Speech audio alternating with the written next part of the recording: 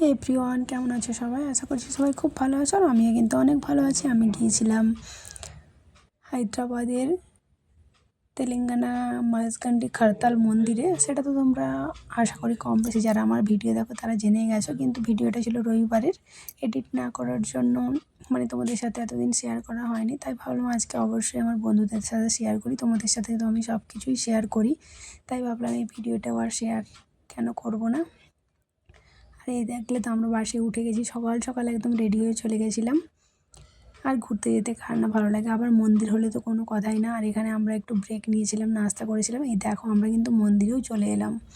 আর এই মন্দিরে এলে না, নিয়ম হচ্ছে মন্দিরে 3 পাক ঘুরতে হয়, কিন্তু আমরা এক পাকও ঘুরতে পারো বা 3 পাক ঘুরতে পারো, তাই 1 পাক ঘুরেছিলাম। আর মন্দিরের কারুকার্যগুলো দেখো কতটা অপূর্ব, মন্দিরের সামনেটায় এলে না মন প্রাণ সব ভরে যায়। দেন এখানে তো সুন্দর সুন্দর গান হচ্ছিল, আর সাথে একদম নিজের প্রিয় মানুষ আছে, আর তো কোনো কথাই হবে না।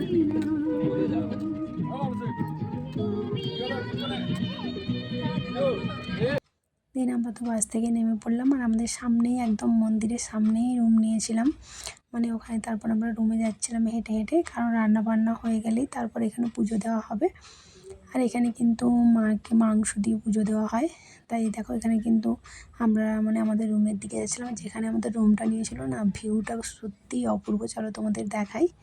এই দেখো সামনেই এত সুন্দর পাহাড়, কিন্তু একটাই দুর্ভাগ্য, আমরা পাহাড়ে যেতেই পারিনি, কারণ প্রচণ্ড বৃষ্টি চলে এসেছিলো। সেই জন্য বিকেলবেলা একদমই যাওয়া হয়নি। আর বাচ্চাগুলো তো খুব খুশি।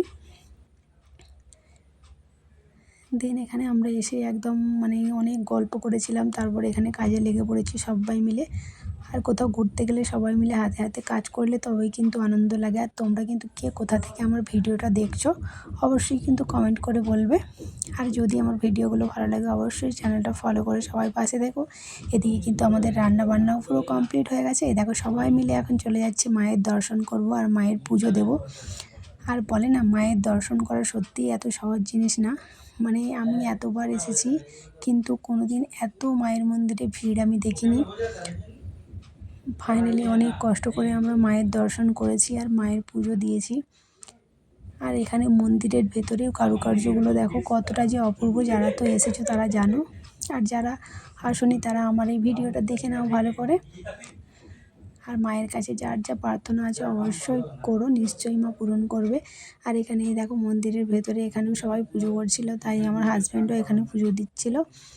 আমিও কিন্তু এখানে পুজো দিয়েছিলাম, আর বাইরেও পুজো দিয়েছিলাম। আর মন্দিরটা কতটা ভিড় আর কতটা সুন্দর চলো তোমাদের দেখাই।